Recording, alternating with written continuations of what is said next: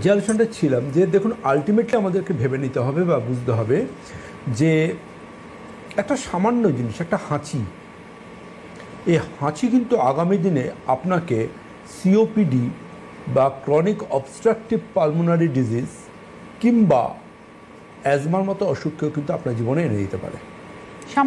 সামান্য একটা হাঁচি, তার মানে আপনার হাঁচি হচ্ছে মানে এরকম নয় যে আপনার হাঁচি একটু হয়েছে, একটু ঠান্ডা লেগেছে, একটু গরম ঠান্ডা হয়েছে। আপনি মনে করে দেখুন গরমকালেও ঘেমে গেলে আপনার হাঁচি হয়। আপনি মনে করে দেখুন আপনার একটু ডাস্ট বা ধুলো ধোঁয়া থেকে হাঁচি হয়। আপনি মনে করে দেখুন পারফিউমের গন্ধে বা ধূপের গন্ধেও আপনার হাঁচি হয়। বা আপনি এটাও মনে করে দেখুন যে আপনার কিন্তু খুব গরমে বা রৌদ্রে বেরোলেও হাঁচি হতে পারে। এবং যখন হাঁচি হয় ওটা কিন্তু আপনি তখন মনে করেন আমার পার্সোনালিটি ক্রাইসিস হচ্ছে, আমি পাবলিকলি কন্টিনিউ হেঁচে চলেছি, নাক দিয়ে কন্টিনিউ একটা নেজাল ডিসচার্জ হচ্ছে।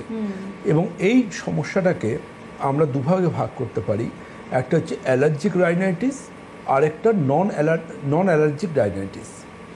রাইনো বলে একটা ভাইরাস আছে, রাইনো মানে নট গন্ডার, কিন্তু গন্ডারের মতো একগুয়ে একটা ভাইরাস আছে যে রাইনো ভাইরাস, যেটা আমাদের নাকের মধ্যে মিউকোসা লেভেলকে থিকেন করে দেয়। এবং ওটা যদি ক্রমশ থাকতে থাকে ওটার থেকে সাইনোসাইটিসও হতে পারে। এবং আমাদের মুখের মধ্যে যে প্রচুর পাইপলাইন্স আছে, সাইনাস যেগুলোকে আমরা বলি, সে পাইপলাইন্সগুলোকে কিন্তু ও ইমপ্ল্যান্ট করে দেয়।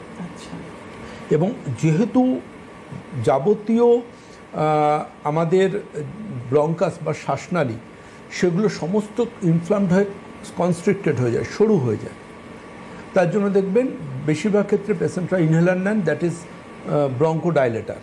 ব্রঙ্কাস বা শ্বাসনালীকে ডাইলেট করে দেওয়া হয়।